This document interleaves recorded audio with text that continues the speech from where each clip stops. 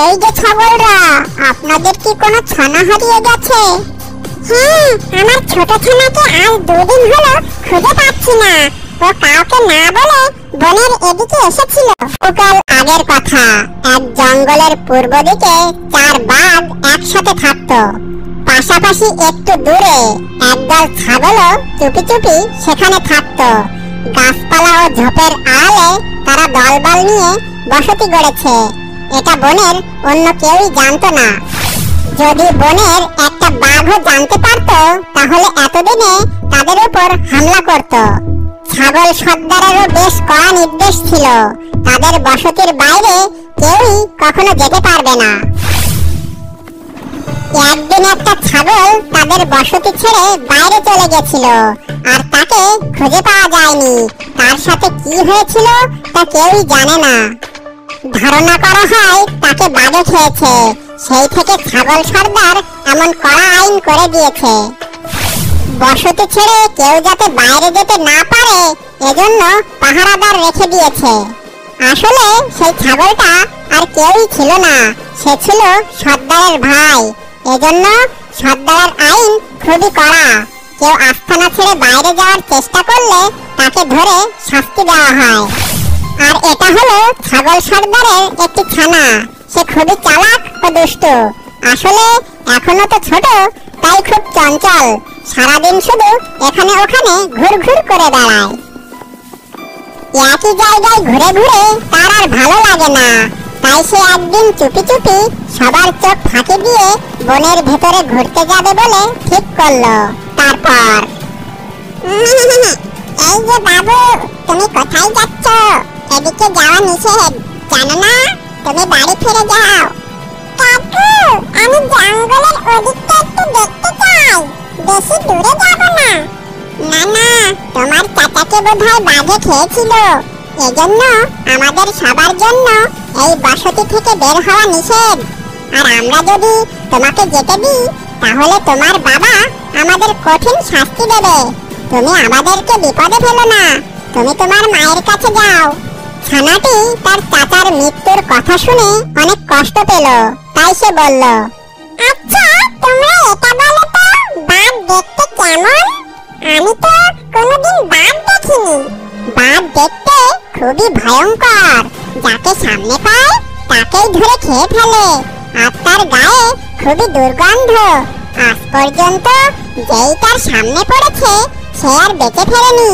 এখন তুমি মায়ের কাছে যাও। না, আমি মায়ের কাছে পরে যাব। এখন আমাকে এদিকে যেতে দাও। আমি বনের ভিতরে গিয়ে বাঘকে খুঁজে বের করব, আর তাকে জিজ্ঞেস করব কেন সে আমার কাকাকে মেরেছে। আমি সব কয়টা বাঘকে মেরে ফেলব। ছানাটি জোর করে যাওয়ার চেষ্টা করলো, কিন্তু পাহারাদাররা তাকে বাধা দিতে লাগলো। এমন সময় ছানাটির মা সেখানে চলে আসলো।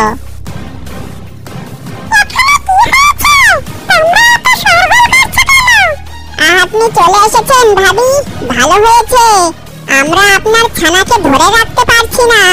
সে বলেছে সে নাকি বনে গিয়ে বাঘ মারবে। আপনি একে থামান, তা না হলে সর্দার আমাদের বন্দি করবে। বাবা, এরা কি বলছে এসব? এটা তো একদম ভালো কথা না। চলো, এবার ঘরে চলো। একদম দুষ্টামি নয়। আমি একটু বাইরে গেলে কি হবে? তোমাদের কি একটু স্বাধীনতা নেই? আর কতদিন এভাবে লুকিয়ে থাকবে তোমরা? দেখো বাবা, আমরা বাঘের চেয়ে দুর্বল। আমরা কোনোভাবে তাদের সাথে শক্তিতে পেরে উঠবো না। আমরা যে এখানে আছি তা আমরা ছাড়া বনের অন্য কোনো প্রাণী জানে না। তুমি যদি এখন বাইরে যাও আর যদি কোনো বাঘ তোমাকে দেখে ফেলে, তাহলে তারা জেনে যাবে যে আমরা এখানে লুকিয়ে আছি। তখন তারা পাল ধরে এসে আমাদের উপর হামলা করবে। তখন ছানাটি চুপচাপ মায়ের পিছু পিছু যেতে লাগলো, আর মনে মনে কি যেন ভাবছিল। বিকেল বেলা সবাই যখন ক্লান্ত হয়ে একটু আরাম করছিল, তখন সে চুপি চুপি পা টিপে টিপে সেখান থেকে বের হলো। তারপর সে বনের ভেতর চলে আসলো এবং বাঘের আস্তানা খুঁজতে লাগলো। যদি কাউকে পেতাম তাহলে জিজ্ঞাসা করে নিতাম দেখছিলাম বাঘেরা কোথায় থাকে। হঠাৎ করে একটা বক উড়ে তার ওখানে আসলো। এই যে বক চাচ্চু, এখানে বাঘের আস্তানা কোথায় বলতে পারো? কেন বলো তো, তুমি বাঘের আস্তানায় গিয়ে কি করবে? আমি তাদের কাছে জিজ্ঞাসা করব তারা আমার চাচাকে মেরেছে কেন। বক তখন ভাবলো, এই ছাগল ছানাটা কার?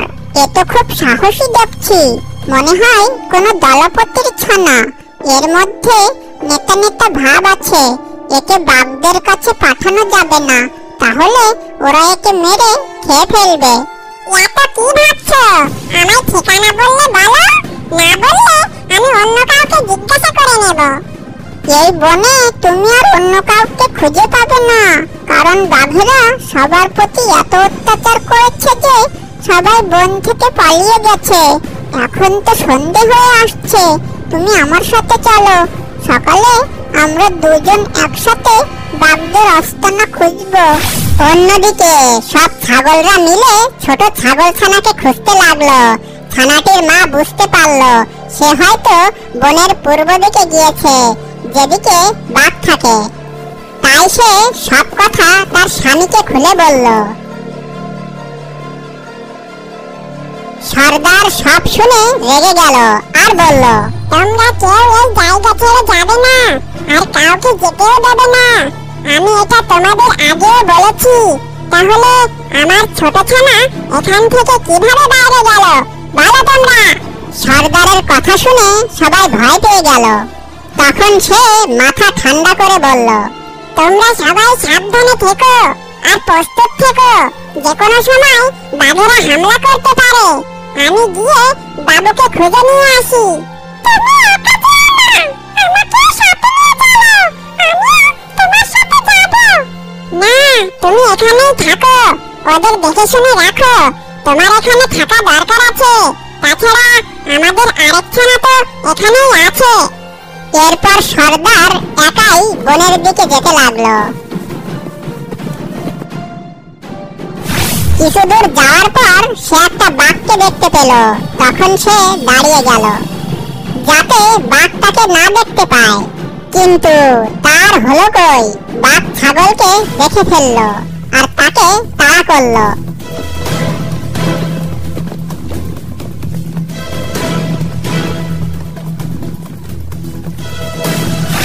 বাঘের দৌড়ানি খেয়ে সর্দার ছাগল হাঁপাতে হাঁপাতে তার ডেরায় চলে আসলো।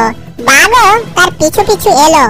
তোদের এখান থেকে একটা ছাগল আমার হাতে দে, কোনো ঝামেলা ছাড়া আমি নিয়ে চলে যাই। তাহলে তোরা যে পাল ধরে এখানে থাকিস তা আমি কাউকে বলবো না। আমাদের দেহে প্রাণ থাকতে একটা ছাগলও তুই পাবি না। আমরা সবাই মিলে শিং দিয়ে গুটিয়ে তোকে আহত করব।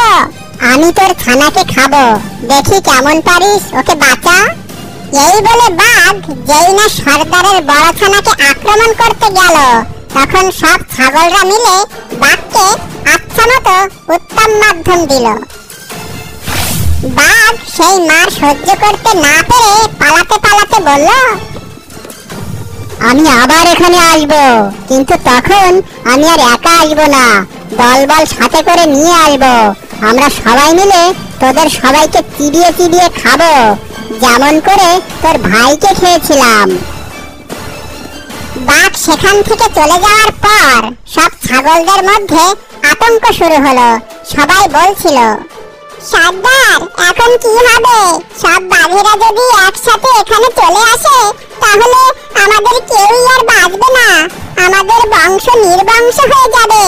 এসব কিছু আপনার ছোট ছানার জন্য হয়েছে।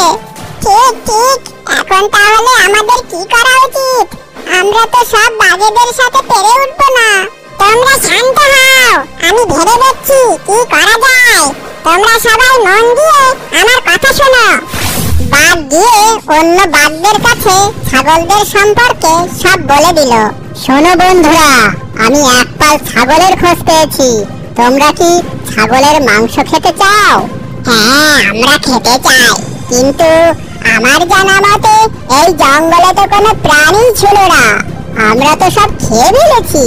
তুমি কি ঠিক খবর দিচ্ছ নাকি আমাদের সাথে মজা করছো? এখন মজা করার সময় না বন্ধুরা। আমরা যদি এখনই গিয়ে হামলা না করি তাহলে তারা সেখান থেকে পালাতে পারে। বাঘ দলবল সহ সেখানে যেতে লাগলো। অন্যদিকে সর্দার ছাগলের পাল নিয়ে বেরিয়ে পড়ল। সবাই তাড়াতাড়ি পা চালাও, এখনই এই স্থান থেকে পালাতে হবে, তা না হলে বাঘেরা এসে আমাদের সবাইকে খেয়ে ফেলতে পারে। ছাগলরা যখন নিরাপদ আশ্রয়ে চলে গেল তখন বাঘেরা ছাগলের ডেরায় চলে আসলো, কিন্তু এসে দেখে একটা ছাগলও সেখানে নেই। তখন তো তারা সবাই বোকা বনে গেল।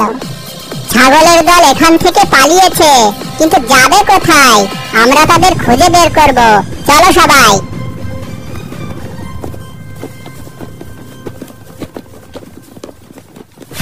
অন্যদিকে সর্দার বউ সর্দারকে বলল, আমরা সবাই এখন এখানে নিরাপদে আছি, তুমি যাও, গিয়ে আমাদের ছানাটা খুঁজে নিয়ে এসো, না জানি সে কোথায় কিভাবে আছে।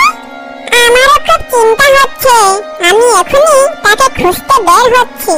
সর্দার, আমিও আপনার সাথে যাব, আপনাকে জঙ্গলে একা যেতে দেব না। এরপর তারা দুজন ছানাটির খোঁজে বের হলো।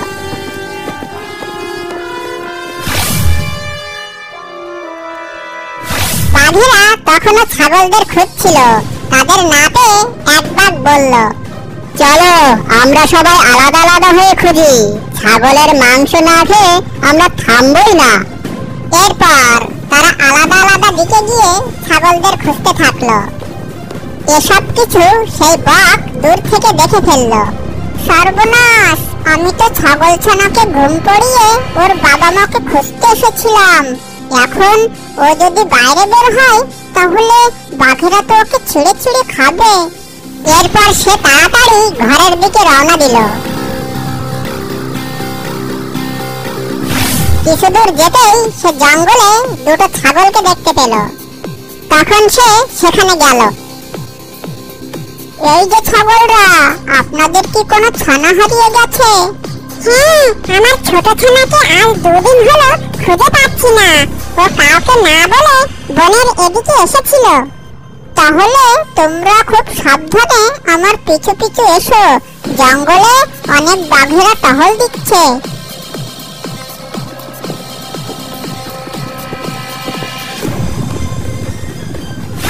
তারা কোনো ঝামেলা ছাড়াই ছানাটির কাছে পৌঁছে গেল।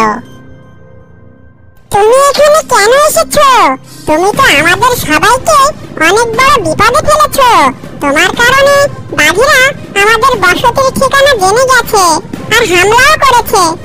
তাই আমরা এখন আমাদের বসতি ছেড়ে জঙ্গলে জঙ্গলে পালিয়ে বেড়াচ্ছি। ঠিক আছে বাবা, আমরা আমাদের বসতিতে আবারও ফিরে যাব। সেজন্য আমি একটা বুদ্ধি বের করেছি। যদি তোমরা সবাই আমাকে সঙ্গ দাও তাহলে আমরা সফল হব। ঠিক আছে, তুমি কি বুদ্ধি বের করেছো আমাদের বলো। ছানাটি তার বাবার কানের কাছে গিয়ে বলল,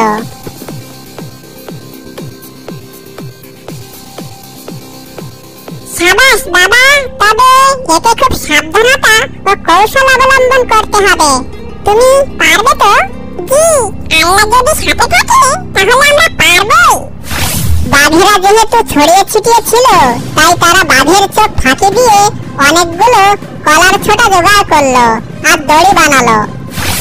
অন্যদিকে বাঘ একটি গাছের নিচে অনেকগুলো বড় পাথরের সন্ধান পেল। এরপর সে ছাগল সর্দার ও ছানাকে নিয়ে সেই গাছের ওখানে আসলো। এখন এই গাছের ডালের নিচে গর্ত খুঁড়তে হবে আর এই পাথরগুলো ডালের উপরে উঠাতে হবে। তারা দড়ি দিয়ে পাথরগুলো বাঁধলো আর বাঘ গাছের ডালে দড়ি পেঁচিয়ে অন্য প্রান্ত ছাগলের কাছে দিল। তারা অনেক কষ্ট করে পাথরগুলো ডালে ঝুলালো আর সেখানে গর্ত খুঁড়লো। তারপর গর্তের উপর ডাল লতা পাতা দিয়ে ঢেকে দিল। এদিকে বাঘ গিয়ে সব বাঘের কাছে খবর দিল, বাঘ মামা তুমি এখানে, আমি ওদিকে একটা ছাগল ছানাকে বনের ভিতর ঘুরঘুর করতে দেখলাম, তুমি চাইলে আমার সাথে আসতে পারো। এরপর বাঘেরা এই খবর শুনে বাঘের সাথে আসলো। বাঘ ছাগল ছানার কাছে বাঘদের নিয়ে আসলো। ছানাটি সেই ফাঁদের উপর দাঁড়িয়ে ছিল, আর সব বাঘেরা একসাথে তার উপর ঝাঁপিয়ে পড়ল। ছানাটা সেখান থেকে সরে গেল। বাঘেরা ফাঁদ ভেঙে গর্তের ভেতর পড়ে গেল। ছাগল সর্দার পাথরের দড়িটা ছেড়ে দিল, আর সব বাঘের মাথায় পাথর পড়ে তারা আহত হলো। অমনি সব ছাগল এসে মাটি চাপা দিয়ে গর্তের মুখ বন্ধ করে দিল। আমি তোমাকে নিয়ে গর্বিত বাবা। আজ তুমি দেখিয়ে দিয়েছো তুমি একজন সাহসী ও বুদ্ধিমান যোদ্ধা। তুমি হবে ভবিষ্যৎ ছাগলদারের সর্দার, আর তোমার ছায়াতলে সবাই নিশ্চিন্তে বসবাস করবে।